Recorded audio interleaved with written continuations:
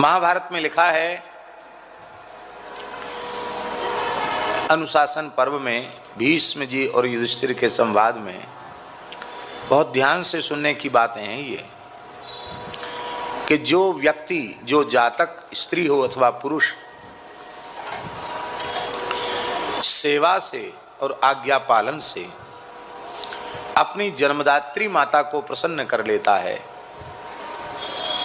उस व्यक्ति को इस पृथ्वी का कोई भी सुख दुर्लभ नहीं है। इस धरती का समस्त ऐश्वर्य, पद, प्रतिष्ठा, वो जो चाहे सो उसको प्राप्त हो जाएगा। इस पृथ्वी का कोई भी सुख उसको लिए दुर्लभ नहीं है। उसका कारण, क्योंकि जन्मदात्री माता साक्षात धरती माता का स्वरूप है। माता प्रसन्न हो गई, मानो धरती माता प्रसन्न हो गई। जो जातक सेवा से, आज्ञा पालन से अपने जनक को, अपने पिता को प्रसन्न कर लेता है, संतुष्ट कर लेता है, उस व्यक्ति के लिए स्वर्ग का वैभव भी धरा पर प्राप्त हो जाता, धरती पर प्राप्त हो जाता।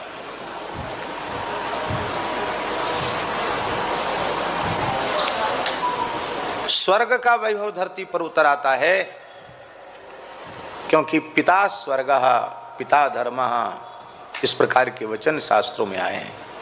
माता धरती का स्वरूप है तो पिता स्वर्ग का स्वरूप है। लोग कहते हैं कि मरे बिना स्वर्ग नहीं दिखता, पर जीते जी स्वर्ग का सुख लेना हो तो अपने पिता को संतुष्ट कर लो, अपने पिता को आज्ञा पालन से, उनकी सेवा से प्रसन्न कर लो। और तीसरी बात, भीष्म पितामह युधिष्ठिर को बता रहे हैं कि यदि कोई भाग्यशाली व्यक्ति सेवा से और आज्ञा पालन से अपने गुरुदेव को प्रसन्न कर लेता है, तो लिखा फिर वह व्यक्ति ब्रह्मलोक की सीमा का अतिक्रमण कर जाता है।